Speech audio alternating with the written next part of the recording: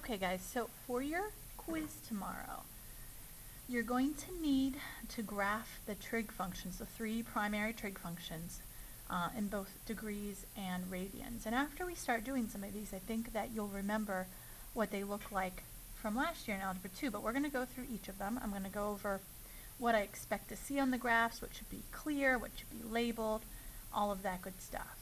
So we're going to start with this first one. It says y equals the cosine of theta, and we want to graph this in degrees. And what this means is that your angle, theta, is your independent variable. And the result of cosine of that, so essentially the x-coordinate at that angle, that becomes your dependent variable. Now I make a big deal of that because that basically means your independent variable, that's your x-axis. It means that we're going to have some degree measures on our x-axis, and then on our y-axis is the various x-coordinates of the unit circle. So you can see how that can get a little confusing. You may remember from last year that when we do these trig functions graphs, we often draw the x-axis a little bit longer. We usually need a little more space. And you are responsible for drawing one complete cycle or period of the trig graph. Now, we complete a cycle for cosine and sine in 360 degrees. So we have to start at 0 degrees, and we have to get all the way out to 360.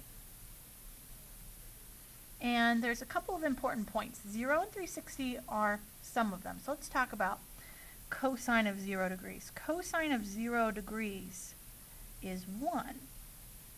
So that means that we have a point at 1. We're saying that y equals that x-coordinate on the unit circle.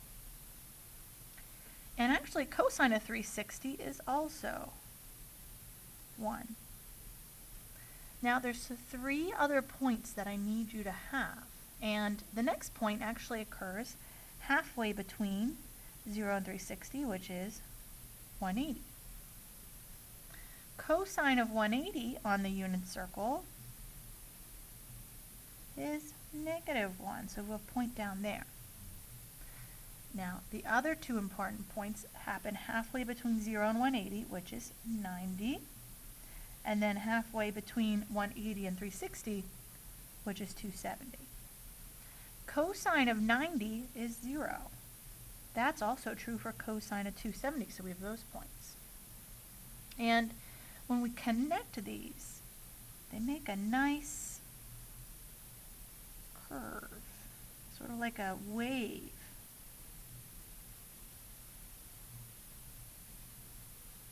Okay, now this sort of picture here, it keeps on going. So I'm going to put an arrow here. You have to understand that even though we stopped at 360, this cosine graph just keeps going and going and going, both in the positive direction and also in the negative direction. So it has these mountain peaks at 1 and then this valley at -1, and that pattern would repeat itself. So I want you to be able to produce that graph in degrees, but I also want you to be able to produce it in radians. So for radians, we know that 360 is 2 pi. So we have 0 radians and we have 2 pi radians, and halfway between would be pi, and halfway between those would be pi over 2 and 3 pi over 2. So, 90 is pi over 2, 180 is pi, 270 is 3 pi over 2, so on and so forth. It just changes what we're labeling on the x-axis. Here we have radians, okay, because we needed that angle measure to be in radians. The actual look of the graph is still the same. Cosine of 0 is 1, cosine of pi over 2 is 0, cosine of pi is -1, back to 0, back up at 1. So the shape does not change.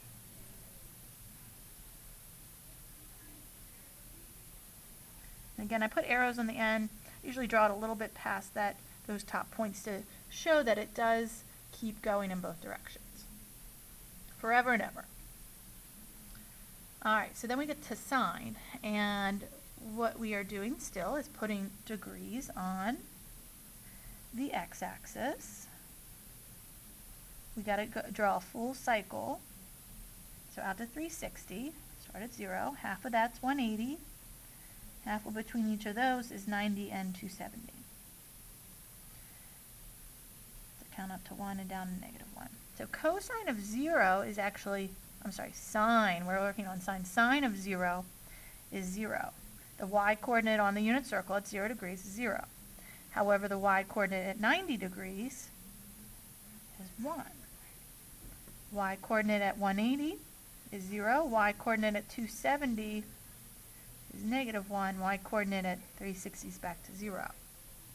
So you're going to notice on a sine curve, it's still the same sort of wave almost. Same pattern, just sort of like shifted over a little bit. And again, this pattern continues forever and ever and ever. We can't keep drawing it forever, so at some point we have to stop. But you just have to make sure you have a full cycle before it would start to repeat itself. And you want to make sure that you're able to draw that in radians as well. So out to 2 pi. Same idea. Cut that in half, cut it in half again. These places, these tick marks that I'm labeling, these are what I call the important points. As with any parent function, I always make you have the important points. So on your quiz tomorrow, these points should be very, very, very clear. So sine of 0, 0. Sine of pi over 2 is 1. Sine of pi is 0. Sine of -3 pi is -1, and then sine of 2 pi is 0. So, draw our sine curve, still the same shape, just labeling differently on the x-axis. So cosine and sine, they look very similar. You want to make sure you see the distinction between the two.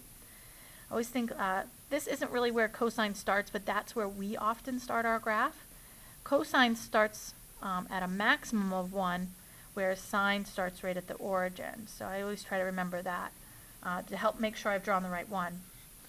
Tangent is completely different. Now, with tangent, I always make you draw 2 cycles. And one of your cycles will go into the negatives a little bit more. For tangent, a couple things I want you to have are its asymptotes. It actually has an asymptote at, that's a positive 90. And it's actually going to have another one at negative 90. And that's because tangent at 90 and negative 90 is undefined. But it does cross through the origin. And it makes this weird shape. It reminds me a little bit of a cubic, but instead a cubic does not have asymptotes like tangent does. Tangent has these asymptotes, but this pattern repeats itself. I want you to be able to draw 2 cycles. So you also have to have this information, another asymptote at 270, another x-intercept at 180, and then the same pattern. But even though we just stop at 2, this pattern keeps going forever and ever, both in the positive direction and then also in the negative direction. So you want to be prepared for that, to draw that tomorrow. And then the same thing in radians. Negative 90 is negative pi over 2, positive 90 is positive pi over 2, 180 is pi, 270 is 3 pi over 2, and we're going to draw in the asymptotes. Okay, and then get their important point there. Notice tangent doesn't have a lot of points. I'm not going to require you to graph a lot of points on tangent. Just got to make sure you have the right shape. You got to make sure you have the asymptotes. You got to make sure that everything's labeled here, but besides that, that's all you need. So make sure you're familiar with these graphs, practice drawing them a couple times, and make sure that you can draw them on the quiz tomorrow. Okay, that's it.